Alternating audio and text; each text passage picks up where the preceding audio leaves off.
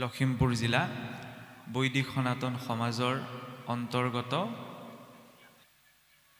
ঘিলামৰা অঞ্চলৰ ভাটি পুখুৰী গাঁৱৰ ৰাইজৰ উদ্যোগত যি তিনিদিনীয়াকৈ ভগৱন্তৰ নিজ মুখৰ বাক্য শ্ৰীমদ ভগৱত গীতা পাঠ ও ব্যাখ্যা অনুষ্ঠান আয়োজিত হৈ আজি অন্তিম দিনা তৃতীয় দিনাৰ কাৰ্যসূচীত উপস্থিত হৈছেহি। সেই অনুষ্ঠানক লাগি আজি এই দ্বিতীয় বৈকুণ্ঠ স্বৰূপ স্থানত ইতিমধ্যে আসনাধীষ্ঠ হৈ থকা কৃষ্ণাৰ্জুন স্বৰূপ পাঠিকদ্বয়কে প্ৰমুখ্য কৰি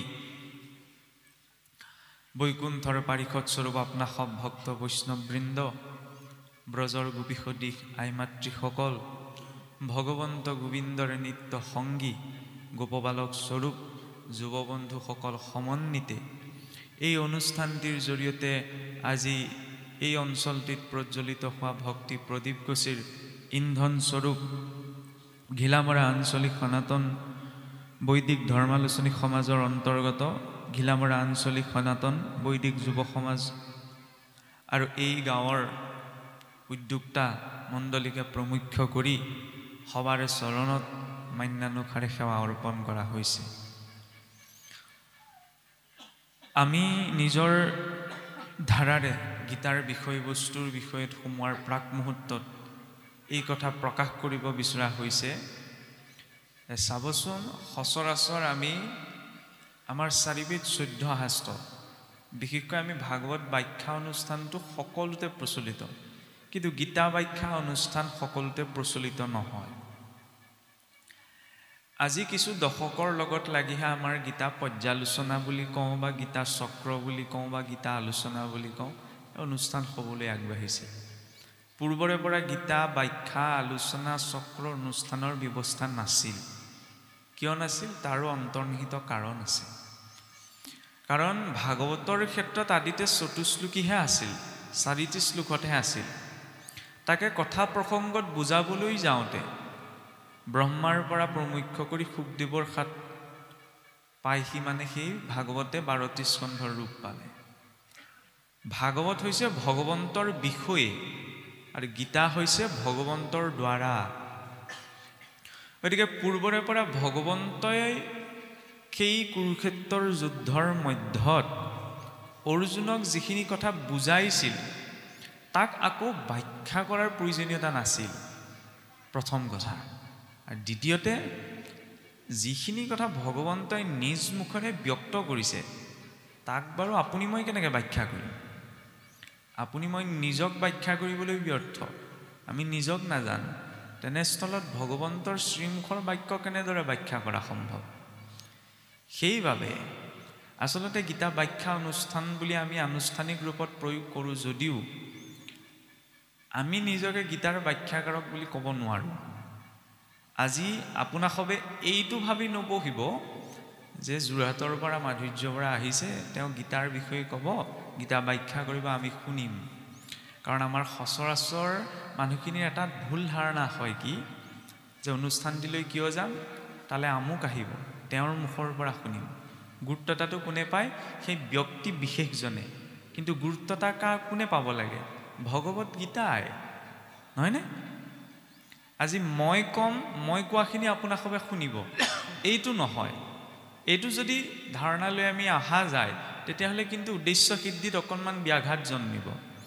কাৰণ আজি মাধুৰ্য বৰাই যিখিনি কথা ক'ব তাৰ হয়তো আৰম্ভণিৰ পৰা শেষলৈকে প্ৰতিটো কথা শাস্ত্ৰত লিখিত নহ'বও পাৰে। কাৰণ আমি তাৰ মাজত নিজ বুদ্ধিৰে যিখিনি কথা ঢুকি পোৱা গৈছে, চিন্তা কৰিব পৰা গৈছে, তাৰ আধাৰতহে আমি কিবা এটা কম। শাস্ত্ৰৰ কাষ চাপিব কিয় লাগে? শাসনত ত্ৰায়তি শাস্ত্ৰ, মনুষ্য শাসন সংযমৰ মাজত ৰাখিবলৈ শাস্ত্ৰৰ ব্যৱস্থা কৰা হৈছিল। যিদৰে মাতৃহে জানয় কাৰবীৰ্যে পুত্ৰ, মাতৃহে পিতৃৰ ভাতৃৰ সুহৃদৰ পৰিচয় কৰাই দিয়ে পুত্ৰক, ঠিক তেনেদৰে শাস্ত্ৰই পৰিচয় কৰাই দিয়ে যে ঈশ্বৰ কি, ঈশ্বৰ কোন। ঠিক তেনেদৰে ক'ব বিচৰা হৈছে কি, এতিয়া চাওকচোন অকণমান দুৰ্ভাগ্যৰ বিষয় এটা আছে আমাৰ মাজত। দুৰ্ভাগ্যৰ বিষয় এইটোৱেই যে চাওকচোন আমাৰ শাস্ত্ৰসমূহ মূলতে আমি সকলোৱে জানো যে মূল সংস্কৃতত আছে, নহয়নে? সংস্কৃতৰ সকলো কথাৰ তাৎপৰ্য আমি সাধাৰণ লোকে সহজে বুজি পাব নোৱাৰোঁ। সেইবাবে পৰম্পৰা প্ৰাপ্ত আচাৰ্যসকলে কি কৰিলে, শাস্ত্ৰসমূহৰ ভাষ্য গ্ৰন্থ লিখিছিল। শ্লোকটোৰ কোনটো তাৎপৰ্যই কি বুজাইছে, গতিকে শাস্ত্ৰীয় দৃষ্টিত ভাষ্যসমূহত যিবিলাক অৰ্থ আছে, ভাষ্যই যিটো অৰ্থ কৰিছে শাস্ত্ৰ, সেইটোহে মান্য। আজি মই গীতা পঢ়ি পেলাই নিজে কি বুজি পাওঁ সেইটো মান্য নহয়, কাৰণ ইয়াত বিভিন্ন দৃষ্টিকোণৰ পৰা বিভিন্ন অৰ্থ আছে। এতিয়া গীতাৰ ক্ষেত্ৰতে যদি চাওঁ, ইতিহাসে ঢুকি নোপোৱা কালৰ পৰা বৰ্তমানলৈকে পৰম্পৰা প্ৰাপ্ত আমাৰ 200তকৈ অধিকজন আচাৰ্যৰ ভাষ্য গ্ৰন্থ আমাৰ সমাজত বা আমাৰ ধৰ্মত আছে। কিন্তু পৰিতাপৰ বিষয় এইটোৱেই যে আজি যদি মই নিজক সোধোঁ যে ইতিহাসে ঢুকি নোপোৱা কালৰ পৰা এই শাস্ত্ৰীয় পৰম্পৰা চলি আহিছে, কিন্তু এখন ভাষ্য গ্ৰন্থৰ নাম মই ক'ব পাৰিমনে, বা এখন ভাষ্য গ্ৰন্থ মই চকুৰে দেখিছোঁনে? এইকাৰণেই কোৱা হৈছে আমি গীতা শুনিবলৈ, গীতা বুজিবলৈ আহিছোঁ। তাৰ বাবে এইটো নহয় যে অনুষ্ঠানটো পাতিছে কাৰণে তালৈ গৈ আমি শুনিম, তাৰ পৰা জানিব পাৰিম। বহুত কম সংখ্যা, কম সময়, এই কম সময়ৰ ভিতৰতে আমি সকলো বুজাটো সম্ভৱ নহয়। সেইবাবে নিজৰ ভিতৰত চৰ্চাখন লাগিব, আৰু সেই চৰ্চাখনৰ বাবে নিজা অধ্যয়নৰ প্ৰয়োজন, নহয়নে? নিজা অধ্যয়ন আৰু চৰ্চন যদি নাথাকে, শ্ৰৱণমটো গুৰু পূৰ্বম, প্ৰথমতে শুনিব লাগিব গুৰুৰ কথা।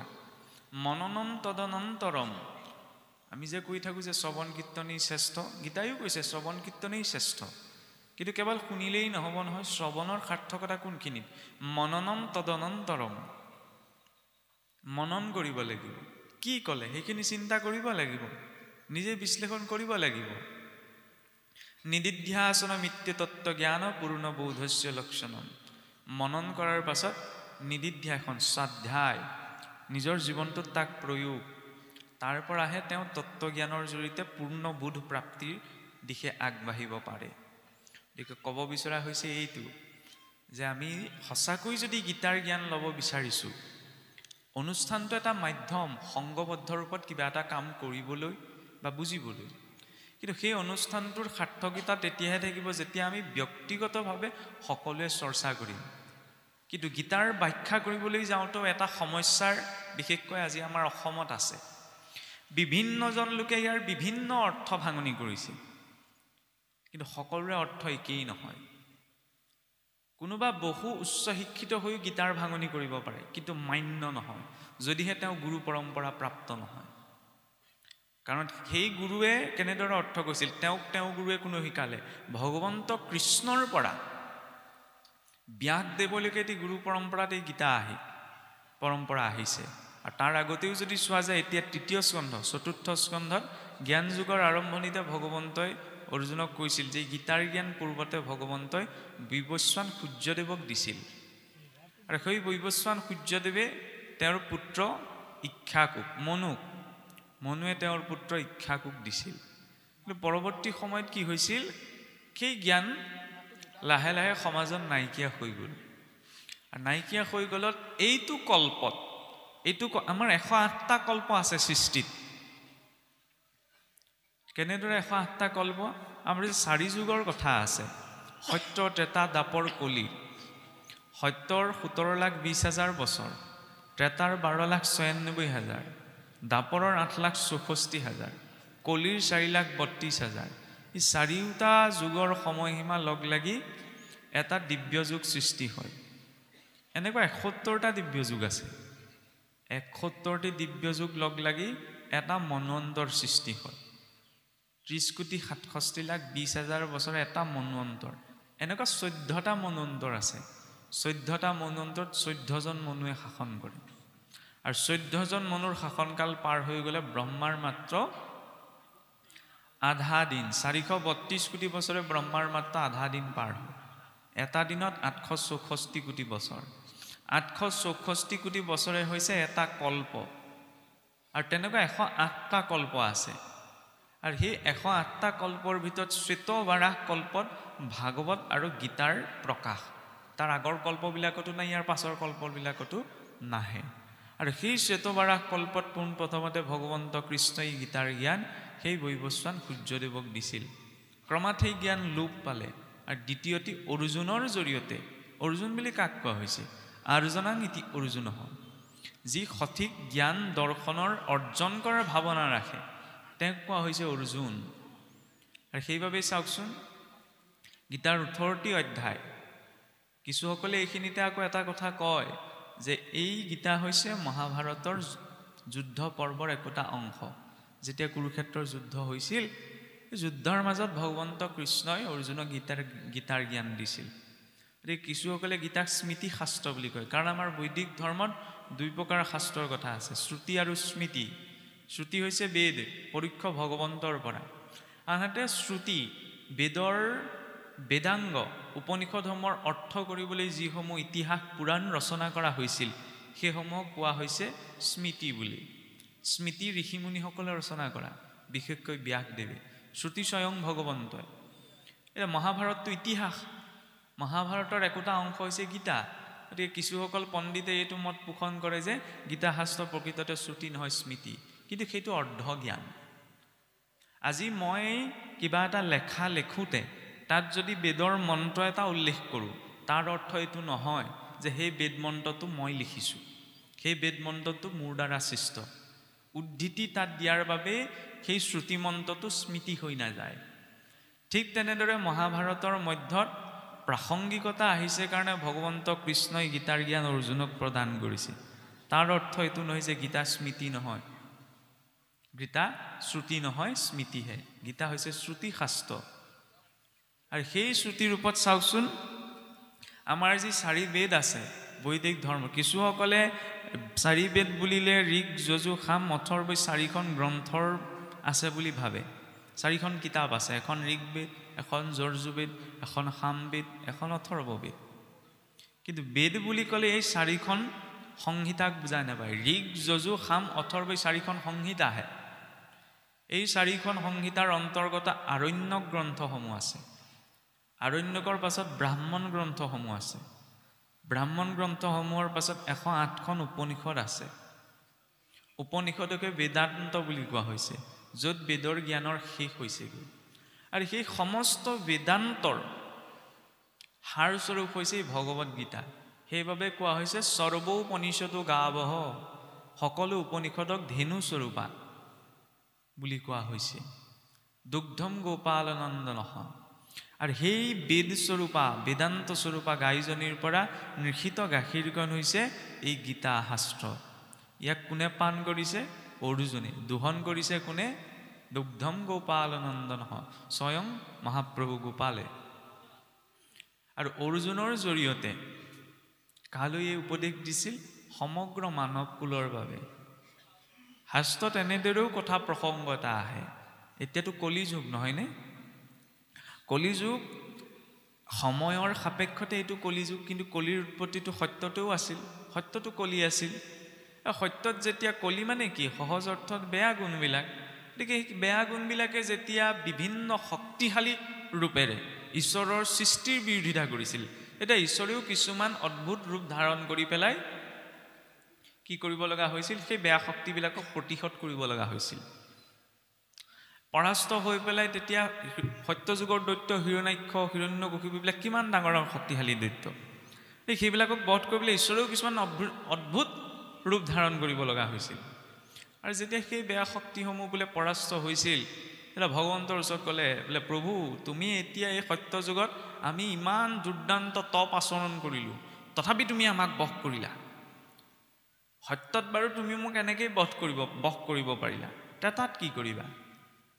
এই সত্যত বোলে অসুৰবিলাক বেলেগ বেলেগ লোকত আছিল, ভূলোক, সুৰলোক, এনেকৈ লোকবিলাক বেলেগ বেলেগ আছিল। ত্ৰেতা পোৱাহিৰ লগে লগে একেখন লোকলৈ আহিলে, ভূলোক, পৃথিৱীলৈকে গুচি আহিলে। ত্ৰেতাত কি কৰিবা? ত্ৰেতাত মই মানুহৰ ৰাজ্যৰ মাজত প্ৰৱেশ কৰিম। আৰু সেই কলিয়ে যেতিয়া ৰাজ্যত প্ৰৱেশ কৰিলে, সেইবাবে ৰাম ৰাৱণৰ যুদ্ধ ত্ৰেতাত। তেতিয়াও কলি বোলে পৰাস্ত হ'ল। পৰাস্ত হৈ পেলাই তেতিয়া কলিয়ে অংগীকাৰ পুনৰ কৰিলে যে প্ৰভু, সত্যত তুমি মহাজাগতিক ৰূপত মোক বশ কৰিলা, ত্ৰেতাত মই ৰাজ্যত সোমালোহি, ৰাজ্যৰ পৰাও তুমি মোক খেদালা, দাপৰত কি কৰিবা? দাপৰত মই ৰাজ্যত প্ৰৱেশ নকৰোঁ, পৰিয়ালত প্ৰৱেশ কৰিম। সেইবাবে একেটা বংশ কুৰু পাণ্ডৱ দুইটা বংশৰ দুটা পৰিয়ালৰ মাজতেই যুদ্ধ। তেতিয়াও ভগৱন্তই কি কৰিলে, এটা পৰিয়ালত বৃষ্ণি বংশত অৱতাৰ গ্ৰহণ কৰি সেই পৰিয়াল কেন্দ্ৰিক কলিকো খেদাই পঠালে। তেতিয়া কলিয়ে পুনৰ অংগীকাৰ কৰিলে, সত্যত তুমি খেদিলা, তাত খেদিলা, দাপৰতো খেদিলা, মই পৰিয়ালত সোমালোঁ, কলিত কি কৰিবা? কলিত মই প্ৰতিজন মানুহৰ ভিতৰতে সোমাম, তেতিয়া প্ৰতিজন মানুহৰ হৈ তুমি যুদ্ধ কৰিবা নি? ভগৱন্তই তেতিয়া বোলে কলিক কৈছিল যে সেইকাৰণেই কলিযুগৰ বাবে মনুষ্যই নিজৰ যুঁজখন নিজেই যুঁজিব লাগিব। মই চতুৰ্ভুজ দ্বিভুজ ৰূপত আহি যুদ্ধ ক্ষেত্ৰত অৱতীৰ্ণ নহওঁ। যিখিনি সাধনৰ প্ৰয়োজন সেই সাধন মহাভাৰতৰ যুদ্ধৰ মাজতেই অৰ্জুনৰ জৰিয়তে সমগ্ৰ মানৱ জাতিৰ বাবে মই দি দিলোঁ। গীতা হৈছে জীৱন যুদ্ধৰ সাধন। সেইবাবে গীতাক জীৱন গ্ৰন্থ বুলি কোৱা হয়, ভাগৱতক হৃদয় গ্ৰন্থ। সনাতন বৈষ্ণৱ মাৰ্গত আগবাঢ়িবলৈ হ'লে পোনপ্ৰথমতেই প্ৰয়োজন গীতা শাস্ত্ৰৰ জ্ঞানৰ, তাৰ পাছতহে ভাগৱতৰ জ্ঞান। পোনপ্ৰথমতেই ভাগৱতৰ বিষয়বস্তু উপলব্ধ নহয়। গীতাত মূলতঃ 5টা বিষয় আলোচনা কৰা হৈছে: জীৱ কি, পৰমাত্মা কি, কৰ্ম কি, প্ৰকৃতি কি আৰু মায়া কি। এই 5টা বস্তুৰ বিষয়ে, 5টা বিষয়ৰ প্ৰতি যেতিয়া সম্যক ধাৰণা আহে তেতিয়াহে তেওঁ ভাগৱতৰ দিশত আগবাঢ়িব পাৰিব। যদি জীৱ কি, পৰমাত্মা কি, প্ৰকৃতি কি, মায়া কি, কৰ্ম কি, এই 5টা বিষয় স্পষ্ট নহয় তেতিয়ালৈকে তেওঁ বিচলিত হয়। আৰু সেইবাবেই চাওকচোন, যদিও আজি দুদিনে আপোনাসবে দুজন ব্যাখ্যাকাৰৰ শ্ৰীমুখেদি গীতা পৰ্যালোচনা শুনিলে, গতিকে অৰ্জুন বিষাদ যুগ, সাংখ্য যুগ, এই 2টি অধ্যায়ৰ আচলতে বিষয়টো এনেকুৱা হয় যে গীতা শাস্ত্ৰৰ ক্ষেত্ৰতে কৰ্মযুগত এটি পদ আহে, পদ সংখ্যাটো মই পাহৰি গৈছোঁ। চাওকচোন যে শাস্ত্ৰ জ্ঞান ল'লেও যে কিবা এটা হ'ব সেইটো জৰুৰী নহয়। কাৰণ গুৰু উপদেশে নানা শাস্ত্ৰক পঢ়য়, তথাপি মুহুৰ্ক সিটো জনে ন জানয়। গুৰু উপদেশ শিৰত গ্ৰহণ কৰি যদি শাস্ত্ৰ অধ্যয়ন কৰা হয় তেতিয়াও ভগৱন্তক পোৱা সম্ভৱ নহয়। কিন্তু সুদৃঢ় বিশ্বাস কৰি ভক্তি কৰে যি যেবে, সেহিহে তত্ত্বক জানে নুগুচৰে। যিজনে সুদৃঢ় বিশ্বাস, বিশ্বাস বুলি ক'লে 3টা আছে ন স্তর, এটা হৈছে বিশ্বাস, এটা হৈছে দৃঢ় বিশ্বাস, এটা সুদৃঢ় বিশ্বাস। বিশ্বাসটো কেতিয়াবা ভাগি যায়, এই বুলিব আমুকক বিশ্বাস কৰিছিলোঁ, এইজনে বিশ্বাসটো নাৰাখিলে, বিশ্বাস ভাগে। দৃঢ় বিশ্বাসো কেতিয়াবা ভাগে, বোলে মই আজি অত বছৰে মোৰ এইটো দৃঢ় বিশ্বাস আছিল, কিন্তু তেওঁ বিশ্বাসটো ভাঙিলে। কিন্তু সুদৃঢ় বিশ্বাসটো নাভাগে। ভগৱানৰ ক্ষেত্ৰত লাগে সুদৃঢ় বিশ্বাস, আৰু সুদৃঢ় বিশ্বাসটো একমাত্ৰ হয় ভাৱৰ জৰিয়তে। যদি ভাৱ আছে তেতিয়াহ'লে তেওঁৰ শাস্ত্ৰ জ্ঞান নোহোৱাকৈও তেওঁ ভক্তি কৰিব পাৰিব। কিন্তু যদি ভাৱ নাই তেতিয়া বহু শাস্ত্ৰ পঢ়ি, বহু শাস্ত্ৰ গীতাৰ আৰম্ভণিৰ পৰা শেষলৈকে বোলে মোৰ কণ্ঠস্থ আছে, লাভ নাই যদি তাত ভাৱ নাই। যদি ভাৱ আছে প্ৰত্যক্ষ জ্ঞান নহ'লেও হ'ব, সহজ সৰলভাৱেও তেওঁ ঈশ্বৰমুখী হ'ব পাৰে। সেইবাবে চাওকচোন, আৰু বিনা ঈশ্বৰৰ ওচৰত সমৰ্পণত ঈশ্বৰে একো প্ৰদান নকৰে। 18টি অধ্যায়, মূল উপদেশ সাংখ্য যুগৰ পৰাহে আৰম্ভ হৈছে। অৰ্জুন বিষাদ যুগৰ প্ৰসংগ কিয় আহিলে? জীৱনত যেতিয়ালৈকে বিষাদ নাহে তেতিয়ালৈকে কোনো ব্যক্তি সহজতে ঈশ্বৰমুখী হ'ব নোৱাৰে। এইটো আপুনি মানি নল'বও পাৰে, কিন্তু সেইটোৱে সত্য। ঠেকা নোপোৱালৈকে ঈশ্বৰমুখী হোৱা সম্ভৱ নহয় বোলে। এইটো কথাবিলাক তেওঁচোন সৰুৰে পৰা ভক্তি কৰি আহিছে, তাতো কথা থাকে। পূৰ্বজন্মৰ তেওঁ কিবা ভাৱ আছিল, কৰ্ম সংস্কাৰ আছিল, সেইকাৰণে তেওঁ সৰুৰে পৰা ঈশ্বৰমুখী হ'ব পাৰিছে। কিন্তু এইটো নহয় যেন তেওঁচোন একো দুখ পোৱাই নাই, কিবা এটা পাইছিল। কাৰণ অৰ্জুনেও চাওকচোন ভগৱন্তৰ লগতে আছে। গীতাৰ জ্ঞান ভগৱন্ত কৃষ্ণই অৰ্জুনক প্ৰদান কৰিছে মহাভাৰতৰ যুদ্ধৰ মাজত, নহয়নে? তাৰ আগচৌ ধৰি লওক ঘৰখনত সুখে শান্তিৰে বহি আছিল, তেতিয়াও বুজাব পাৰিলেহেঁতেন, বোলে বহাচোন বহা, যুদ্ধ হ'বলৈ গৈছে, মই এতিয়া তোমাক কথা দুটামান বুজাই দিওঁ। বা অৰ্জুনে তেতিয়াও ভগৱন্তক কিবা কিবি সুধিব পাৰিলেহেঁতেন, নাই সোধা, ভগৱন্তই উপদেশ দিয়া নাই। যুদ্ধৰ মাজতনো জ্ঞানৰ উপদেশ দিয়েনে? চাবলৈ গ'লে ককাই ভাই দুটা পক্ষ ইটোৱে সিটোক মাৰিবলৈ আগবাঢ়িছে, তাৰ মাজত ভগৱান কৃষ্ণই শাস্ত্ৰ উপদেশ দিছে। আমাৰ সাধাৰণ মানুহ হোৱাহেঁতেন কি বুলি ক'লেহেঁতেন? পাগল বুলি ক'লেহেঁতেন। এইটো পাগল হ'ল বুলিব, যুদ্ধ লাগিবলৈ আগবাঢ়িছে, তাত আকৌ শাস্ত্ৰ কথা উলিয়াইছে। মানুহৰ মানসিকতাটো হৈছে সেইটো। কিন্তু পৰিস্থিতি লাগিলে যিয়েই নহওক, যি স্থানত সমৰ্পণ হ'ব সেই স্থানতে উপদেশ হ'ব। অৰ্জুনে তাৰ আগমুহূৰ্তলৈকে সোধা নাই, ভগৱান কৃষ্ণৰ ওচৰত সমৰ্পণ কৰা নাই। তাৰ আগমুহূৰ্তলৈকে ঢেৰ জ্ঞানীৰ দৰে কথা ক'লে যে প্ৰভু মই অৰ্জুনে তাৰ আগমুহূৰ্তত জানিছিল যে তেওঁৰ নিজৰ গুৰুৰ বিৰুদ্ধে অস্ত্ৰ তুলিবলৈ গৈছে, নিজৰ ভাতৃগণৰ বিৰুদ্ধে অস্ত্ৰ তুলিবলৈ গৈছে। এই যুদ্ধৰ ক্ষেত্ৰত আপোনাৰ ৰণৰ মাজলৈ গৈহে দেখি পেলাই গম পালে, তাৰ আগচৌটো জানিছিল, তেতিয়াহ'লে আগতীয়াকৈ দুখ প্ৰকাশ কেলৈ নকৰিলে? আমি মানুহৰ ক্ষেত্ৰতে কিবা এটা যে কওঁ যে ক'বলৈ সহজ, সন্মুখী গ'লে আচল পৰিস্থিতিটো গম পোৱা যায়। অৰ্জুনে এটা আৱেশত যে আমাৰ গুৰুসকলে দুৰ্যোধনে ইমান অন্যায় কৰিলে, গতিকে আমি যুদ্ধ বলেৰে আমি নিজৰ অধিকাৰ বিচাৰি লওঁ, এইটো আৱেশত আছিল। কিন্তু সন্মুখত গৈ যেতিয়া পিতামহ ভীষ্ম, গুৰু দ্ৰোণাচাৰ্য, নিজৰ আত্মীয়সকলক তেতিয়া ভাগি পৰিল। আমিও ভাগি পৰোঁ কেতিয়াবা নিজৰ আত্মীয় স্বজনৰ সন্মুখত। তেতিয়া অৰ্জুনে এটা কথা কৈছে যে মই গুৰুৰ ওপৰত কেনেকৈ অস্ত্ৰ তুলিম? গুৰুৰ ওপৰত অস্ত্ৰ তোলাটো সম্ভৱ নহয়। সেইখিনিতে কিছু লোকে এইটো কথাও কয় যে গীতাত উগ্ৰবাদী চিন্তা কিছুমান আছে বোলে। কেনেকৈ?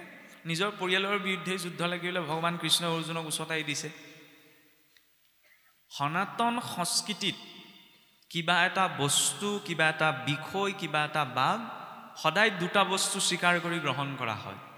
প্ৰথম হৈছে মৰ্যাদা, দ্বিতীয় হৈছে সংস্কাৰ। মৰ্যাদাত যদি নাথাকে তেতিয়াহ'লে কোনোবা এজন পিতৃ হ'ল বুলি পিতৃৰ মৰ্যাদাত নাথাকে, মাতৃ হ'ল বুলিয়ে যদি মাতৃৰ মৰ্যাদাত নাথাকে, এইখিনি আমাৰ মুখৰ পৰা শোভা নাপায়, হ'লেও কৈছোঁ, তেতিয়াহ'লে মাতৃৰ মৰ্যাদাত নাথাকে। কিয় কোৱা হৈছে? শুনিবলৈ এইটো অশুনি লাগে। আমি যদি চাওঁ, ধ্ৰুৱৰ কথাটো জানো, ধ্ৰুৱৰ উত্তানপাদৰ দুগৰাকী পত্নী সুৰুচি আৰু সুনীতি। সুনীতি মাতৃয়ে কি উপদেশ দিলে আৰু সুৰুচি মাতৃয়ে কি ক'লে? এই বোলে সতিনীৰ পুত্ৰ বুলি দেউতাকৰ কোচতে উঠিব নোৱাৰিল, সেইগৰাকীক জানো আপুনি মাতৃ বুলিব পাৰিব? নোৱাৰে, নিজৰ মৰ্যাদাত নাই। ঠিক তেনেদৰে গুৰু হ'বলৈ হ'লে মৰ্যাদাত। যেতিয়া অৰ্জুনে কৈছে যে মই গুৰু দ্ৰোণাচাৰ্য কৃপাচাৰ্যৰ বিৰুদ্ধে মই কেনেকৈ অস্ত্ৰ তুলি ল'ম, ভগৱান কৈছে কোন গুৰুৰ কথা কৈছা? সেই গুৰু দ্ৰোণাচাৰ্য আৰু কৃপাচাৰ্যৰ গুৰুৰ মৰ্যাদা যিদিনা কুৰুকুলৰ ৰাজসভাত দ্ৰৌপদীৰ বস্ত্ৰহৰণ হৈছিল আৰু ইমান জ্ঞানজ্যেষ্ঠ হৈ তেওঁলোকে নিমাত হৈ বহি থাকিলে, তৎমুহূৰ্ততে তেওঁলোকৰ গুৰুৰ মৰ্যাদা নষ্ট হ'ল। তাৰো কাৰণ আছিল, তেওঁলোক বাধ্যতাত পৰি মাতিব পৰা নাছিল, গতিকে তেওঁলোকক তুমি মুক্তিহে দিবা। কিন্তু এইখিনিতে এটা ভুল ধাৰণা আহি যাব পাৰে, তেতিয়াহ'লে আজিৰ যুগত যদি কোনোবাই কিবা বেয়া কাম কৰে, অধৰ্ম কৰে, বোলে ধৰ্মক ৰক্ষা কৰিবলৈ আমি একদম অস্ত্ৰ শস্ত্ৰ লৈ খেদা মাৰি যাম নি? সেইটো নহয়, কাৰণ কাক অথৰিটিটো দিয়া আছে। আজি পুলিচত কাম কৰা, আৰ্মিত কাম কৰা এজন ব্যক্তিয়ে যদি অপৰাধী এজনক গুলিয়াই মাৰে, সেইটো অপৰাধ বুলি গণ্য কৰা নহয়, চৰকাৰে তেওঁক সেইটো অথৰিটি দি ৰাখিছে, নহয়নে? কিন্তু সেই বুলি সাধাৰণ মানুহ এজনে যদি অপৰাধী হ'ল বুলি তেওঁক প্ৰহাৰ কৰিবলৈ যায়, সেইটো আকৌ অপৰাধ বুলি গণ্য কৰা হ'ব। ঠিক তেনেদৰে অৰ্জুনক অথৰিটি ভগৱন্তই দিছে, নিজৰ মৰ্যাদাত থাকি সকলো কাম। ভগৱান কৃষ্ণৰ দৰ্শন সদায় বিষয় বিমুখী, সংসাৰ বিমুখী নহয়।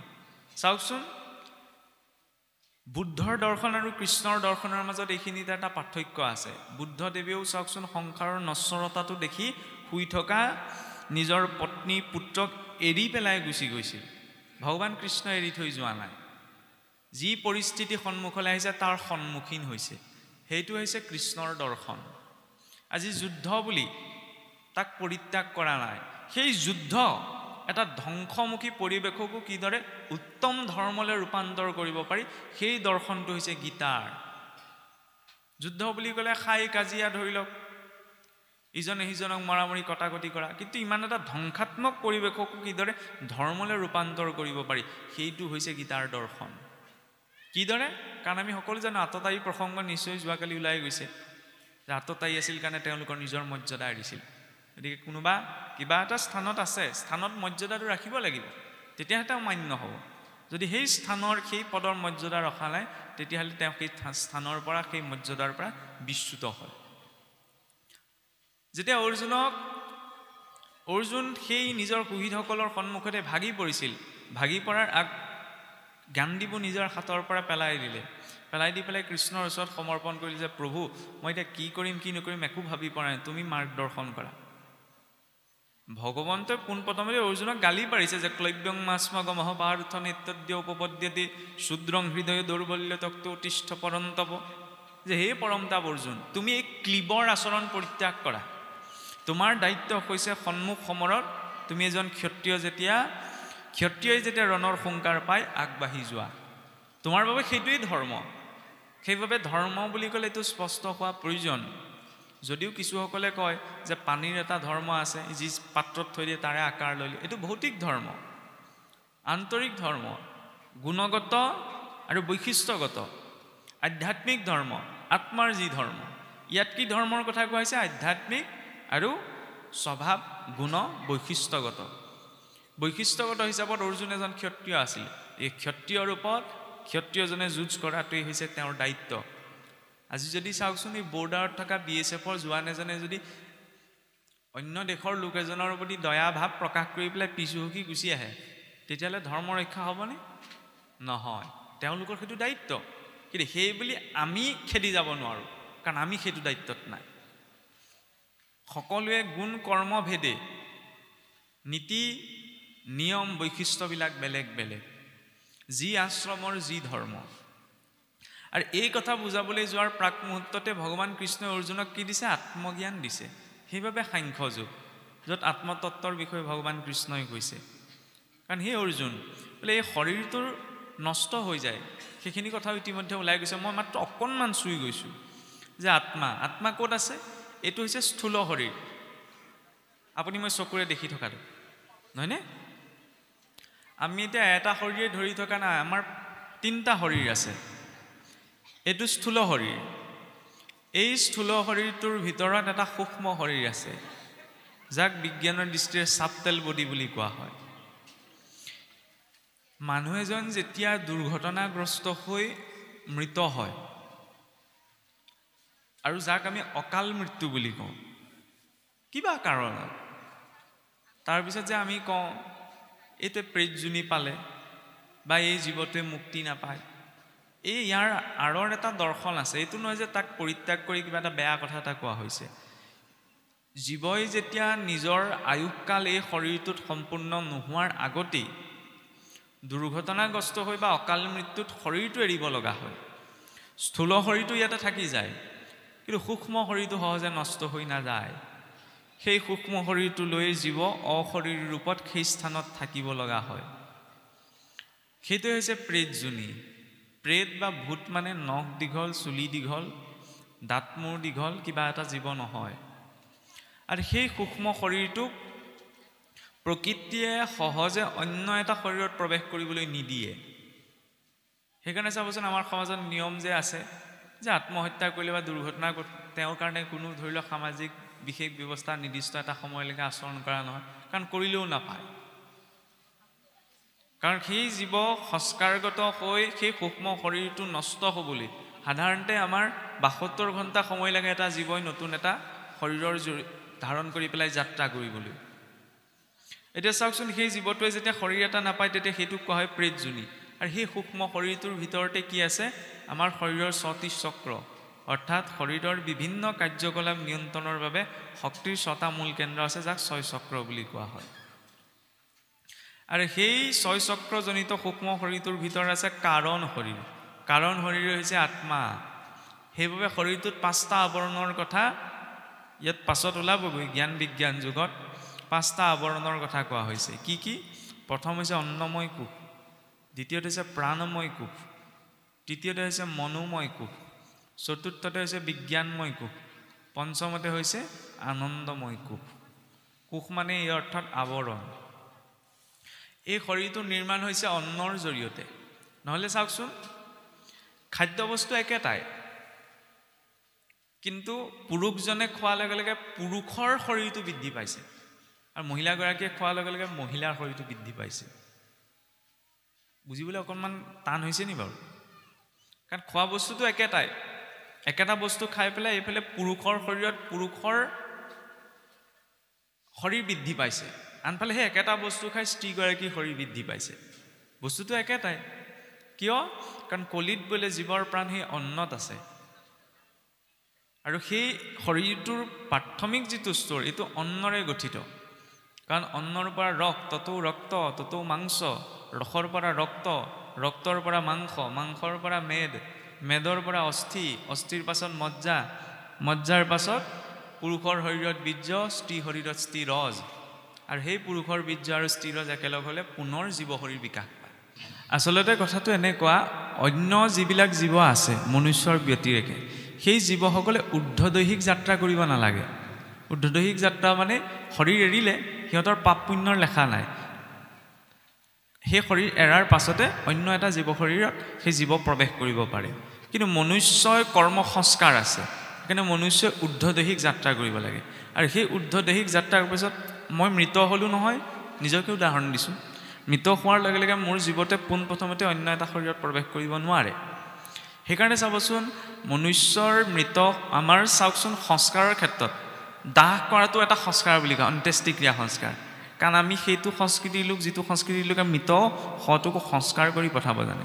কিয় সংস্কাৰ কৰা হয়? অগ্নিত কিয় কৰা হয়? অগ্নিয়ে স্থূল সূক্ষ্ম দুটা ৰূপত ভাগ কৰি দিয়ে। আৰু পূৰ্বতে এইটো প্ৰথা আছিল, আজিকালি ইমান কথাত আমাৰ গুৰুত্ব তাত সাধাৰণতে দিয়া নহয়। 3 ঘণ্টা নোহোৱালৈকে সেই ব্যক্তিজনৰ শৰীৰটো দাহ কৰিবলৈ নিয়া নহয়। কিয় নিয়া নহয়? কাৰণ শৰীৰত আমাৰ পঞ্চপ্ৰাণ আছে। পঞ্চকোষৰ কথা কৈ প্ৰথম অন্নময় কোষ, যেতিয়া প্ৰাণময় কোষ, 10 প্ৰাণ আছে, কিন্তু তাকো সূক্ষ্ম ৰূপত মূলতঃ পঞ্চপ্ৰাণ। প্ৰাণ, অপান, ব্যান, সমান, উদান, ব্যান। প্ৰাণ, অপান, সমান, উদান, ব্যান, এই পঞ্চপ্ৰাণ। এই পঞ্চপ্ৰাণ শৰীৰৰ পৰা সম্পূৰ্ণৰূপত ওলাই যাবলৈ 3 ঘণ্টাৰ সময় লাগে। আমি ভাবোঁ কি ডাক্তৰে পাল্স চেক কৰি ক'লে যে এওঁ মৃত হৈ গ'ল, তেতিয়াই তেওঁ মৰা নাই। কেতিয়াৰ পৰা মৰিছে? যিদিনা মাতৃ গৰ্ভৰ পৰা ভূমিষ্ঠ হ'ল সেইদিনাৰ পৰা মৰি আছে। এতিয়াও মই মৰি আছোঁ, মৰিবলৈকেতো গৈ আছোঁ, কমি গৈ আছে। সেইখিনি সময়ত শৰীৰটোহে নিষ্ক্ৰিয় হয়, যেতিয়া প্ৰাণবায়ু ওলাই যায়। প্ৰাণৰ পাছত অপান, অপানৰ পাছত ব্যান, ব্যানৰ পাছত সমান, সমানৰ পাছত উদান। এই পঞ্চপ্ৰাণ যেতিয়া ওলাই যায়, তাৰপিছত সেই শৰীৰটো দাহ সংস্কাৰৰ বাবে নিয়া হয়। আৰু দাহ সংস্কাৰ কৰিলে স্থূল সূক্ষ্ম দুটা ৰূপত ভাগ কৰি দিয়ে। 72 ঘণ্টা। 72 ঘণ্টাত কি হয়? সেই জীৱ এতিয়া বৈতৰণী যাত্ৰা কৰিব লগা হয়। বৈতৰণী যাত্ৰাৰ বাবে এটা সূক্ষ্ম শৰীৰৰ প্ৰয়োজন। সেই সূক্ষ্ম শৰীৰটো নিৰ্মাণ ক'ৰ পৰা হয়? এই পুত্ৰই যে 10 দিনত 10 পিণ্ড প্ৰদান কৰে, আৰু সেই 10 পিণ্ডৰ আৰম্ভণি ক'ৰ পৰা হয়? 3য় দিনাৰ পৰা। ব্ৰাহ্মণসকলে চতুৰ্থা কৰে যেনিবা, বাকীসকলে 3য় দিনাৰ পৰা কৰে। কিন্তু প্ৰকৃততে বৈদিক বিধান অনুসৰি 1ম দিনাৰ পৰাই কৰিব লাগে চাবলৈ গ'লে। কিন্তু ইমানখিনি কঠিনতাৰ প্ৰতি লক্ষ্য ৰাখি আচলতে এই সংখ্যাটো নিৰ্মাণ কৰা হয়। 3য় দিনাও চাবচোন, প্ৰথম আৰু 2টা পিণ্ড দিহে 3য় পিণ্ড। এতিয়া কথাটো আহিব পাৰে যে গীতাৰ কথা ক'বলৈ যাতে পিণ্ডৰ কথা ক'ৰ পৰা আহিল? আছে, সকলো কথা যুক্ত হৈ আছে। এইটো নহয় অন্য জীৱৰ অৰ্থে শ্ৰাদ্ধাদি কৰ্ম কৰাৰ প্ৰয়োজন নাই, সিহঁতে ঊৰ্ধ্বদৈহিক যাত্ৰা কৰিব নালাগে, মনুষ্যই লাগে। এইখিনিতে আকৌ প্ৰশ্ন আহি পৰিব নহয় যে হৰিভক্ত হ'লেচোন সেইখিনি কৰ্ম কৰাৰ প্ৰয়োজন নাই। এতিয়া কথা হ'ল কি, আপুনি মই নিজকে ইমান একান্ত ভক্ত বুলি চিলমোহৰ মাৰি দিব নোৱাৰোঁ যে নিজৰ শাস্ত্ৰীয় ব্যৱস্থাখিনি এৰিলে আমাৰ যিসকল বোলে লোক আছিল চিধাই বৈকুণ্ঠলৈ যাব, মই মৰিলে চিধাই বৈকুণ্ঠলৈ যাম বুলি মই ক'ব নোৱাৰোঁ। গতিকে শাস্ত্ৰীয় যিটো ব্যৱস্থা, সেই ব্যৱস্থাটো আচৰণ কৰাটো আমাৰ দায়িত্ব। দেৱ পিতৃকৰ্মাভ্যাম ন প্ৰমাদিতব্যম। দেৱ আৰু পিতৃকৰ্মত কেতিয়াও প্ৰমাদ কৰিব নালাগে। শাস্ত্ৰই সহজ সৰলকৈ ব্যৱস্থা দিছে, গতিকে সেই ব্যৱস্থা অনুসৰি আচৰণ কৰিব লাগে। তাৰ পাছত এই 3য় দিনাৰ পিণ্ড দিয়াৰ লগে লগে প্ৰথম শিৰ অংশ, 10 দিনত 10টি অংশ, 2য়ত গ্ৰীবা, 3য়ত বাহু আৰু বক্ষ, এনেদৰে 10টি অংগৰে সেই সূক্ষ্ম শৰীৰটো সম্পূৰ্ণ হয়। তাৰ পাছত তেওঁ যাত্ৰা কৰিব পাৰে। সেইকাৰণে আচলতে 72 ঘণ্টা, 3 দিনৰ মূৰৰ কথাটো কোৱা হৈছে। আৰু ইয়াৰ পাছত সেই সূক্ষ্ম শৰীৰত আশ্ৰয় কৰি জীৱ কলৈ যায়? যমনগৰলৈ। মই মোৰ ধাৰাই কৈছোঁ। তাৰপিছত যমৰাজাই লাগি থকা দাগবিলাক ধুনীয়াকৈ আপোনাৰ ডেটল চাৰ্ফ দি পেলাই ধুনীয়াকৈ ধুৱে, বুজি পাইছে? আৰু শাস্তি বুলি যাক আমি কওঁ। তাৰপৰা ধুই পখালি যেতিয়া অলপ চফা হয়, তাৰপৰা কৰ্মৰ হিচাপটো চায়, সেই কৰ্মৰ সংস্কাৰ অনুসৰি অন্য এটা শৰীৰ তেওঁ প্ৰাপ্ত কৰে। আৰু যদি এটা শাস্ত্ৰীয় বিধি বিধান অনুসৰি তেওঁ সপিণ্ডিলৈকে কৰ্মখিনি কৰা হয়, আৰু দ্বিতীয়তে সেই জীৱ যদি বহু শুভ কৰ্মৰ সংস্কাৰযুক্ত হয়, তেতিয়াহ'লে তেওঁ পিতৃগণৰ মৰ্যাদা প্ৰাপ্ত কৰে। সেইকাৰণে চাবচোন সপিণ্ডিৰ পাছত আমাৰ কি কয়, অৰ্যমাদী পিতৃসকল বুলি কয়, তেতিয়া পিতৃ দেৱতা হ'ল। আৰু যদি একান্ত হৰিভক্ত হৈছে, তেতিয়াহ'লে ইয়াত কাম নাই, চিধাই বৈকুণ্ঠ। ঈশ্বৰে কৈছে নহয়, কাৰণ আপুনি আপোনাৰ ল'ৰা ছোৱালীকেইটাক ভাল পায়, বেলেগত নাৰাখে নহয়, নিজৰ ওচৰতে ৰাখিবলৈ বিচাৰিব। গতিকে যেতিয়া তেওঁ ঈশ্বৰৰ প্ৰতি একান্ত হৈ পৰিছে, আমাৰ একান্ত শব্দটো আমি সহজে কৈ দিওঁ, সকলো ইমান একান্ত হোৱা সম্ভৱ নহয়। ৰজা হৰিচন্দ্ৰ একান্ত হ'বলৈ গৈ কি কৈছে চাওকচোন, সকলো এৰিব লগা, মোৰ কেপাচিটি আছে নাই মই নিজৰ গৃহখনৰ মোহটো এৰা, তাৰপৰা মই একান্ত বুলি কেনেকৈ নিজকে ক'ম। একান্ত ভক্তি মাৰ্গত গৈ গৈ এটা ষ্ট'ৰ, সেইটো পোৱা যায়। মই ক'লোঁ বুলি আপুনি মোক ক'লে বুলি কোনোবা সেইটো ষ্ট'ৰলৈ যাব নোৱাৰে। যিজন একান্ত হৈ গৈছে তেওঁৰ বাবে এইখিনি আচৰণ কৰাৰ প্ৰয়োজন নাই। কাৰণ চাওকচোন, অবিৰক্ত ভকতৰ এইখিনি কি শ্ৰুতি স্মৃতিৰ বিধান, বেদ বিধান, মনা নমনাটো নিজৰ কথা। আপোনাৰ গা ধুই খালেও পেট ভৰিব, গা নোধোৱাকৈ খালেও পেট ভৰিব, গা ধুই খাব লাগে নোধোৱাকৈ খাব লাগে, সেইটো নিজেই চিন্তা কৰি চালেই হ'ল, হয়নে? গতিকে অবিৰক্ত ভকতৰ বেদ লংঘিবাৰ দুখ জানি বাহা ইহাক নিশ্চয়, পৰম বিৰক্ত যিটো কৃষ্ণৰ ভকত ভৈল তাৰ আৰু নাহিকে নিৰ্ণয়। যিজন পৰম বিৰক্ত, পুত্ৰ উপজিলে যি আনন্দ নকৰে, পুত্ৰ মৰি গ'লে যি দুখ নকৰে। অৰ্জুনে ইমানখিনি জ্ঞানৰ কথা কৈ আছিল, তেতিয়া ভগৱান কৃষ্ণই কৈছে নহয়, তুমি জ্ঞানীৰ দৰে কথা কৈছা, কিন্তু তোমাৰ ভিতৰত জ্ঞানীৰ লক্ষণ এটাও নাই। লিখিলে নাই, জ্ঞানীৰ লক্ষণ কি বোলে, দুখেষু দিগ্ধম মনঃ সুখেষু বিগত স্পৃহ বিতৰাগ ভয় ক্ৰোধ স্থিত ধীৰ মুনি ৰুচ্যতে। এই দুখত ভাগি নপৰে, সুখ পালে আনন্দ নকৰে। তুমি এফালে জ্ঞানৰ চিন্তা কৰিছা, এই দুখত নিজেই ভাগি পৰিছা, তোমাৰ স্থিৰতা নাই। স্থিত ধীৰ মুনি ৰুচ্যতে, স্থিৰজনৰ লক্ষণ হৈছে কি, এটা অৱস্থাটো তেওঁ বিচলিত নহয়। গতিকে যিজন বিৰক্ত, তেওঁ বেদ শ্ৰুতি স্মৃতি বিহিত যদি আচৰণ নকৰেও তেওঁৰ দুখ নাই, কাৰণ সংসাৰখনৰ সৈতে তেওঁ মায়াত নাই। কিন্তু আমি বিৰক্ত নহয়, আমি অবিৰক্ত। গতিকে আমি শাস্ত্ৰীয় বিধি বিধান লংঘন কৰি কিবা এটা আচৰণ কৰিব নোৱাৰোঁ। সেইবাবে সৌ তাহানিয়ে পুৰুষোত্তম ঠাকুৰেও লিখিছিল, কাৰণ এইটো সমস্যা এনেকুৱা মনা নমনালৈ কিছুমান কথা আছে যে আজিৰ সমাজত, সেইকাৰণে কথা প্ৰসংগত মই অকণমান চুই যোৱাহে হৈছে। এতিয়া যে এইবিলাক কথা লৈ আমাৰ মাজত বিশৃংখলতা বা ধৰি লওক নীতি নিয়মবিলাক বেলেগ বেলেগ, এইটো নহয়, আজিৰ পৰা 500 বছৰ আগতেও হৈছিল। মহাপুৰুষ বৈকুণ্ঠী হোৱাৰ পাছত কিছুসকল লোকে এইবিলাক মানিব লাগে নালাগে এনেকুৱা লৈ ঢেৰ বিতৰ্ক হৈছিল। তেতিয়া মানে বংশী গোপালদেৱে বোলে পুৰুষোত্তম ঠাকুৰ, কাৰণ মহাপুৰুষৰ নাতি, উত্তৰাধিকাৰী হিচাপত তেওঁ আছিল। এতিয়া মহাপুৰুষে এনেকুৱা কিছুমান ধৰি লওক শ্ৰাদ্ধাদি কথা, গীতা ভাগৱতৰ কথা তাত আছে নাই, এইবিলাকৰ বিষয়ে মানিছিল নামানিছিল, মত বিচাৰিবলৈ এখন পত্ৰ লিখিছিল। তেতিয়া সেই ঠাকুৰ এটাই বোলে নঘোষা কৰি তাতে এটা কথা লিখিছিল বোলে, গীতা ভাগৱত মূৰ্তি তুলসী ব্ৰাহ্মণ, শ্ৰাদ্ধ হৰি বাসৰ নামানে যিটোজন, সেহিহে কালৰ মূৰ্তি পৰম দুৰ্জন, মহাপুৰুষৰ দুহি জানিবা সিজন। ইয়াত বুজাবলগীয়া একো নাই, নহয়নে? কোনোবাই মানে নামানে নিজৰ কথা, কিন্তু শাস্ত্ৰই স্বীকৃতি প্ৰদান কৰা এটা ব্যৱস্থাক আপুনি মই উলংঘা কৰিব নোৱাৰোঁ, নহয়নে? গতিকে কথা প্ৰসংগত সেই কথাটো ক'ব বিচৰা হৈছে। এতিয়া বুজা গৈছেনে? ইয়াৰ পিছত এতিয়া আমি অন্নময় কোষত আছিলোঁ, নহয়নে? অন্নময় কোষৰ ভিতৰতে আছে প্ৰাণময় কোষ, যি শৰীৰটোত প্ৰাণ আছে কাৰণে চলি আছে। সেইকাৰণে দ্বিতীয়টি অংশ বোলে প্ৰাণময় কোষেৰে সৃষ্ট। তৃতীয়তে আছে মনোময় কোষ, কাৰণ সাংখ্যত যে মুক্তিৰ কথা কোৱা হ'ল, প্ৰথম কথা আপুনি চাওকচোন, শৰীৰটোৱে জানো মুক্তি পোৱা সম্ভৱ? শৰীৰটোতো এৰি থৈ যাব লাগিব, পৰমাণু এটাওতো আমি লৈ যাব নোৱাৰোঁ। দ্বিতীয় যদি আত্মাৰ কথা কওঁ, আত্মাইতো মুক্তি নাপায়। কিয় নাপায় বাৰু আত্মাই মুক্তি? আত্মাই মুক্তি কিয় নাপায়? শুনিবলৈ গ'লে এইটো অদ্ভুত নালাগে, মুক্তিৰ কথা কৈছে, আকৌ এইজনে কৈ দিলে আত্মাই মুক্তি নাপায় বুলি। আত্মাই প্ৰকৃতিতেও মুক্তি নাপায়।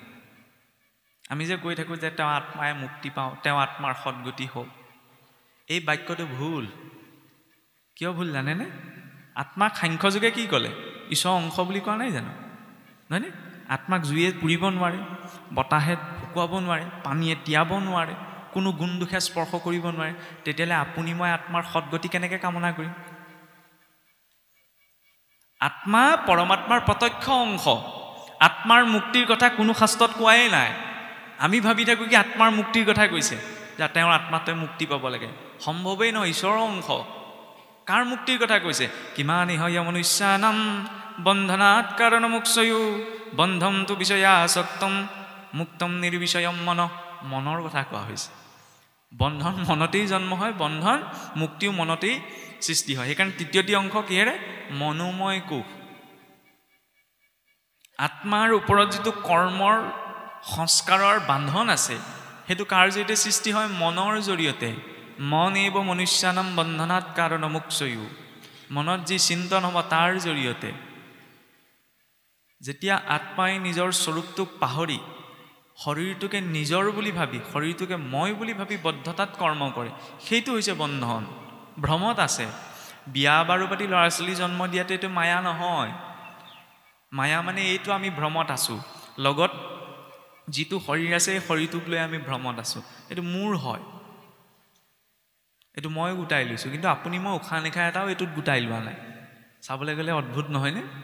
সংসাৰখনত বাকী সকলো বস্তু গোটাই লৈছোঁ, কিন্তু নিজৰ শৰীৰটোত আপুনি মই একো গোটাই লৈছোঁ বুলি ক'ব নোৱাৰোঁ। একমাত্ৰ এটা বস্তুৱেই গোটাই ল'ব পাৰোঁ, সেইটো এতিয়া কৰ্মযোগে ক'বগৈ, কৰ্মৰ সংস্কাৰ। তাৰ জৰিয়তেই জীৱৰ গতিটো নিৰ্ধাৰণ হয়। আৰু মনোময় কোষৰ পাছতে আছে বিজ্ঞানময় কোষ। স্থূল আৰু সূক্ষ্ম এই দুটা, স্থূল শৰীৰটো সম্পূৰ্ণ ভৌতিক জগতৰ অংশ, এইটোক দেখা পাইছোঁ আমি, এইটোক ভৌতিক জগত, ভৌতিক প্ৰপঞ্চ। সূক্ষ্ম শৰীৰটো হৈছে ভৌতিক আৰু আধ্যাত্মিকতাৰ মাজৰ। সেইকাৰণে মন, বুদ্ধি, অহংকাৰ, চিত্ত এই চাৰিটা অন্তৰেন্দ্ৰিয় আমি চকুৰে দেখা নাপাওঁ, কাৰণ সিহঁতি সূক্ষ্ম শৰীৰৰ অংগ। আৰু ফালি চিৰি চালেও ইয়াত এইকেইটা আমি দেখা নাপাওঁ। মনটো ব্যাপ্ত হৈ থাকে, মন নিৰ্দিষ্ট এটা স্থানত নাথাকে। এই সূক্ষ্ম শৰীৰটোত বোলে 5ডাল নাড়ী আছে, ইৰা, পিংগলা, সুষুম্না, মিথ্যা, সুস্থিৰা আৰু চঞ্চলা। যেতিয়া মনটো ইৰা নাড়ীত যুক্ত হয় তেতিয়াহ'লে ক্ষুধা ভাৱটো উপজে। যেতিয়া পিংগলাৰ সৈতে জড়িত হয় তেতিয়া তৃষ্ণা উপজে। সুষুম্নাৰ সৈতে জড়িত হ'লে মনটো স্থিৰ হয়। মিথ্যা নাড়ীত যুক্ত হ'লে বৌদ্ধিক চিন্তা আহে। চঞ্চলা নাড়ীৰ সৈতে যেতিয়া মনটো যুক্ত হয় তেতিয়া আৰু শাস্ত্ৰৰ কথা কৈ থাকক, বতাহত শালি দুলি থকা নিচিনা জীৱনটো শালি দুলি থাকিব। আৰু যেতিয়া সুস্থিৰাৰ সৈতে যুক্ত হয় তেতিয়া জীৱনটোত সন্তুলনটো আহে। আৰু এই কোনডাল নাড়ীত মন কিমান সময় থাকে সেইটো ক'ৰ পৰা আহে? জীৱৰ কৰ্ম সংস্কাৰৰ পৰা। আৰু এই মনোময় কোষ পাছতে যি বিজ্ঞানময় কোষ আছে, সেই বিজ্ঞানময় কোষ অৰ্থাৎ সূক্ষ্ম শৰীৰটো আৰু স্থূল শৰীৰটোৰ যিটো সমন্বয় ৰক্ষা কৰি আছে সেইটো হৈছে বিজ্ঞানময় কোষ। আৰু সেই বিজ্ঞানময় কোষক পাৰ কৰিব পাৰিলে আনন্দময় কোষ। আনন্দময় কোষেই হৈছে আত্মা। কিয় আনন্দময় কোষ বুলি কোৱা হৈছে? কাৰণ জীৱ আত্মাই হওক বা পৰমাত্মাই হওক, প্ৰধান লক্ষণ হৈছে কি? জীৱৰ প্ৰথম লক্ষণ কি? আনন্দম ব্ৰহ্মেতি। ব্ৰহ্ম পৰমাত্মাৰ প্ৰথম লক্ষণ হৈছে আনন্দ, পৰমানন্দ। সেইবাবে ভগৱন্তকো আমি সহজানন্দ, পূৰ্ণানন্দ, নহয়নে, হৃদয়ানন্দ আদি নামেৰে সম্বোধন কৰোঁ। কিয়? কাৰণ আমাৰ অন্তিম লক্ষ্য, শেষ লক্ষ্য মুক্তি নহয়, কিন্তু আনন্দ পোৱা। আৰু সেই আনন্দ পোৱা কেনেকৈ? আমি যে কওঁ সকলোৰে লক্ষ্যবিলাক বেলেগ বেলেগ, কিন্তু আধ্যাত্মিক দৃষ্টিৰে পৰুৱাৰটোৰ পৰা ব্ৰহ্মালৈকে সকলোৰে জীৱনৰ উদ্দেশ্য এটাই। কেনেকৈ হ'ব বোলে একেই? মানে সকলোৱে বিভিন্ন ক্ষেত্ৰত কাম কৰি আছে। পোনপ্ৰথম আমাৰ সংসাৰখনত কি লাগে বাৰু? অৰ্থ, ধন, নহয়নে? অৰ্থ নভৈলেক কিছু কৰ্ম নিষিজ। ভগৱান কি কৈছে? সকলোকে অৰ্থ লাগে। মই সমাজত ক'ব পাৰোঁ যে মোক অৰ্থ নালাগে, কিন্তু ভিতৰি চিন্তা কিন্তু সেইটোৱে আছে, হয়নে? ইয়াত লোক ঢাক কৰিবলগীয়া কোনো কথা নাই। ধন, অৰ্থ, বিত্ত মানুহে কিয় অৰ্জন কৰে? যাতে নিজৰ ইচ্ছা অনুসৰি প্ৰয়োজনীয় বস্তুখিনি তেওঁ গোটাই ল'ব পাৰে। সেইকাৰণে তেওঁ ধন বিত্ত অৰ্জন কৰে। তেতিয়াহ'লে জীৱনটোত ধন উপাৰ্জন কেলৈ কৰিছে? ধনৰ কাৰণে কৰা নাই, নিজৰ প্ৰয়োজনীয় বস্তুখিনি গোটাবলৈ। এতিয়া প্ৰয়োজনীয় বস্তুখিনি গোটাই লোৱাটো কিন্তু তেওঁৰ উদ্দেশ্য নহয়, বা আপোনাৰ মোৰ উদ্দেশ্য নহয়। প্ৰয়োজনীয় বস্তুখিনি কিয় গোটাওঁ? যাতে নিজৰ সুবিধা অনুসৰি তাক প্ৰয়োগ কৰিব পাৰোঁ। সুবিধা অনুসৰি প্ৰয়োগ কৰাটো কিন্তু উদ্দেশ্য নহয়। কি ভাবোঁ? তাক আমি উপভোগ কৰিব বিচাৰোঁ, নহয়নে? আজি এইটো হ'লে মই আনন্দ পাম, এইটো হ'লে মোৰ ভাল লাগিব। সেইকাৰণেতো আমি যিমান ঘৰ দুৱাৰৰ পৰা, গাড়ী মটৰৰ পৰা আৰম্ভ কৰি যিখিনি আছে, হয়নে, সকলো আমি নিজৰ উপভোগৰ নিমিত্তে অৰ্জন কৰোঁ। আৰু আমি কি ভাবোঁ? উপভোগো কিন্তু আমাৰ লক্ষ্য নহয়। উপভোগ কিয় কৰোঁ? আমি ভাবোঁ কি সেইটো থাকিলে, সেই বস্তুটো গোটাই ল'লে মই তাৰ পৰা কি পাম? সুখ বা আনন্দ পাম। তেতিয়াহ'লে একেবাৰে স্পষ্টকৈ চাবলৈ একদম পোনপটীয়া লক্ষ্যটো আনন্দ পোৱাটোৱে নহয় জানো? গীতাই কৈছে দুই প্ৰকাৰ আনন্দ আছে, এটা হৈছে ভৌতিক, এটা হৈছে আধ্যাত্মিক। ভৌতিক আনন্দ প্ৰথমতে পাওঁতে বহু পাই যোৱা নিচিনা লাগে, লাহে লাহে তাৰ পৰিমাণ ক্ৰমাৎ বোলে কমি যায়। এইটো সংসাৰৰ প্ৰকৃতি। কাৰণ সংসাৰখনত কিবা এটা পোৱাৰ পিছত ক্ষয় হৈ যায়, সংসাৰখনো ক্ষয় হৈ হৈ গৈ আছে, পৰিমাণ কমি যায়।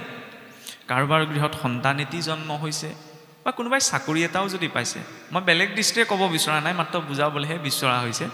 এই পোৱা দিনাৰ আনন্দ ছমাহ বছৰি ক'লেতো একেই নাথাকে, সেইটো সংসাৰৰ প্ৰকৃতি। কিন্তু আধ্যাত্মিক আনন্দ তেনেকুৱা নহয়।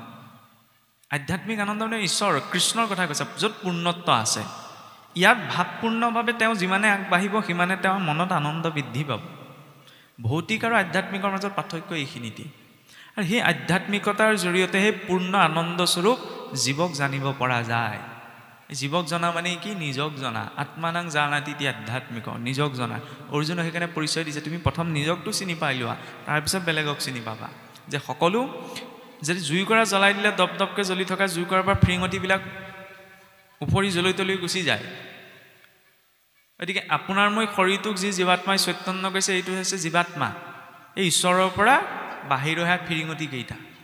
গতিকে এই জীৱাত্মাই যেতিয়ালৈকে ঈশ্বৰক নাপায়, আজি গোটেই বিশ্ব ব্ৰহ্মাণ্ডৰ সা সম্পত্তি ধন ঐশ্বৰ্যও আনি যদি মোক দি দিয়েহি, কোনেনো দিবহি? কথাটো কৈছোঁ।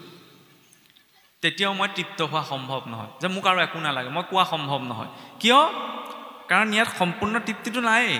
ব্ৰহ্মাও তৃপ্ত নহয়, গোটেই বোলে ত্ৰিভুৱনৰ অধিপতি, ত্ৰিভুৱনৰ স্বজনকৰ্তা, তথাপি ব্ৰহ্মায়ো শান্তি নাপায় যেতিয়ালৈকে বোলে ব্ৰহ্মাৰো মুকুতি নাই, নভৰিলে ভকতি, সামান্যৰ কিবা কথা কহিব নিপতি। তেতিয়াহ'লে আধ্যাত্মিকতা মানে কি? ঢেৰ ধাৰ্মিক নীতি নিয়ম, বহুতে আকৌ ভয় কৰে ধৰ্ম বুলি ক'লে, ঢেৰ নীতি নিয়ম পালন কৰিব লাগিব। সেইটো নহয়। ধৰ্মৰ চাওকচোন 10টা লক্ষণ দেখুৱাইছে। এই 10টা লক্ষণ মোৰ জীৱনত লাগিব, তেতিয়াহে মই নিজকে ধাৰ্মিক বুলি ক'ব পাৰোঁ। আৰু বহুতে এইটো প্ৰশ্ন কৰে যে গীতাই কৈছে যে কৰ্মই ধৰ্ম। কৰ্মই ধৰ্ম নহয়। গীতাত কোনোটো শাৰীত এইটো কথা কোৱা হোৱা নাই যে কৰ্মই ধৰ্ম। মানুহৰ এইটো ভুল ধাৰণা, নিজৰ কৰ্মটোকে ধৰ্ম বুলি ভাবি লয়। সেইটো নহয়। কৰ্মটো ধৰ্মযুক্ত হ'ব লাগিব, তেতিয়া সেইটো ধৰ্ম বুলি ক'ব পাৰোঁ। কিন্তু সকলো কৰ্মই যে ধৰ্ম হ'ব সেইটো আমি ক'ব নোৱাৰোঁ। সহজ অৰ্থত কাৰোবাক ঘোচা এটা মৰাটোতো কৰ্ম চাবলৈ গ'লে, সেইটোক আমি ধৰ্ম বুলিব পাৰোঁ জানো? নোৱাৰোঁ। ধৃতি সমাদমস্তয়ম সুস্বামিনন্দ্য নিগ্ৰহ ধী বিদ্যা শতকৰ্ম ক্ৰোধ দশকম ধৰ্ম লক্ষণম। ধৈৰ্য। ধৰ্মৰ প্ৰথম লক্ষণ হৈছে ধৈৰ্য। ধৈৰ্যৰ কথা ক'বলৈ গ'লে চাওকচোন, হিৰণ্যকশিপুৱে যেতিয়া ব্ৰহ্মাক আৰাধনা কৰিছিল, দেখিছোঁ নহয়, প্ৰথমতে আপোনাৰ সোঁ ভৰিৰ ওপৰত থিয় হৈ বাওঁ ভৰি তুলি ঊৰ্ধ্ব বাহু কৰি বৃক্ষাসনত ব্ৰহ্মাক আৰাধনা কৰিছিল। লাহে লাহে কৰোঁতে কৰোঁতে কি হ'ল, ইমান আগবাঢ়ি গ'ল যে বুঢ়া আঙুলিৰ ওপৰত থিয় হ'বলৈ ধৰিলে, নহয়নে? অসুৰ আছিল যদিও ইমান তপস্যা চাওকচোন, বুঢ়া আঙুলিৰ ওপৰত থিয় হৈ পেলাই ব্ৰহ্মাক উপাসনা কৰিছে। আৰু এনেকুৱা উপাসনা কৰিছে, উঁয়ে ধৰি পেলাই মঙহ সহায় দিলে। কিন্তু কশিপুৰৰ না বাহু তললে নামিলে না ভৰি তললে নামিলে। দৈত্য আছিল যদিও ইমান ধৈৰ্য আছিল, নহয়নে? গোসাঁই ঘৰ সোমালে, এতিয়া মহ এটা পৰিলে মোৰ কিমান ধৈৰ্য আছে ওলাই পৰে। বিনা ধৈৰ্যত ধৰ্ম সাধন নহয়। আৰু দ্বিতীয়তে উপাসনা। আমি যে কৈ থাকোঁ ভাৱেই ভক্তি, ভাৱেই ভক্তি, ভাৱেই ভক্তি হয়, কিন্তু সেই ভাৱ ভক্তিৰ বাবে উপাসনাৰ প্ৰয়োজন। বিনা উপাসনাত কোনো ঈশ্বৰমুখী হ'ব নোৱাৰে। ভক্ত ধ্ৰুৱই 5 বছৰতে ঈশ্বৰক বিচাৰি গৈছিল।